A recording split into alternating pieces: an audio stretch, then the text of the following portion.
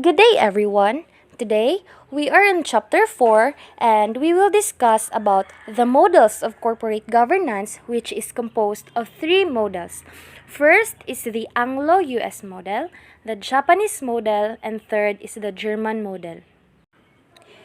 According to Mervyn King, the chairman of King Report, good corporate governance is about intellectual property and not just sticking to rules and regulations.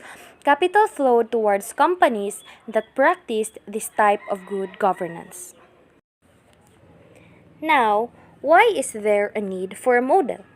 Good corporate governance is very important for economic development, not only for the individual company, but also for the economy as a whole. Therefore, quality of governance should be continuously improved and good governance should be promoted. However, what is not measured cannot be improved. Hence, there is a need for a model to measure the quality of good governance. Most attempts to measure the quality of corporate governance focus on the compliance-related issues, and most measures fail to incorporate any intertemporal measures of learning and development in governance. The essence of the model is to evaluate how the crafted principles are applied to the logic of governance, wherein logic stands for the continuous learning, oversight, guidance, information, and culture. And so, the basic model aims to incorporate not only structural aspects of governance, such as the composition of the boards, but also behavioral aspects, such as the evaluation of sufficient number of alternatives in decision making, the quality of information that forms the basis of sound judgment, the culture of decision making, the processes, and the results of oversight and guidance functions of the board of directors.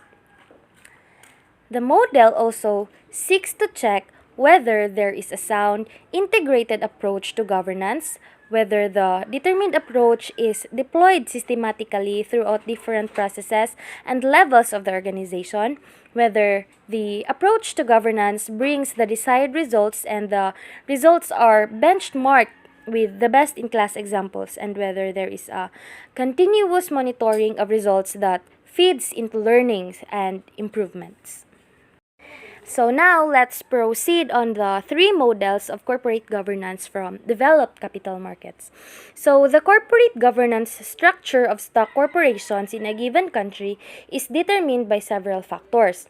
First would be the legal and regulatory framework outlining the rights and responsibilities of all parties involved in corporate governance.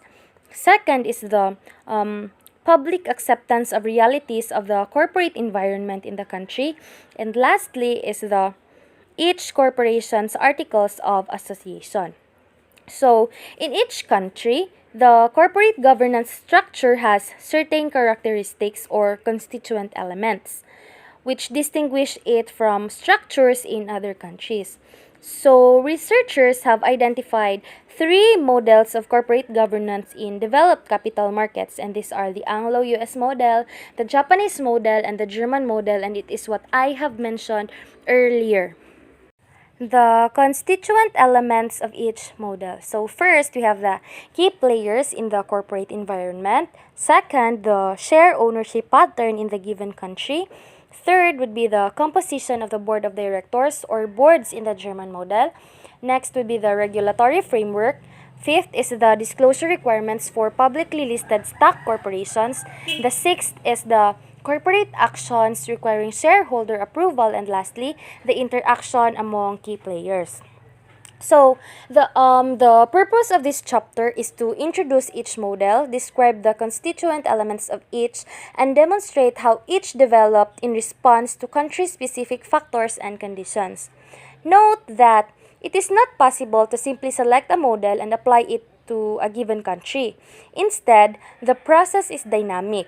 The corporate governance structure in each country develops in response to country-specific factors and conditions.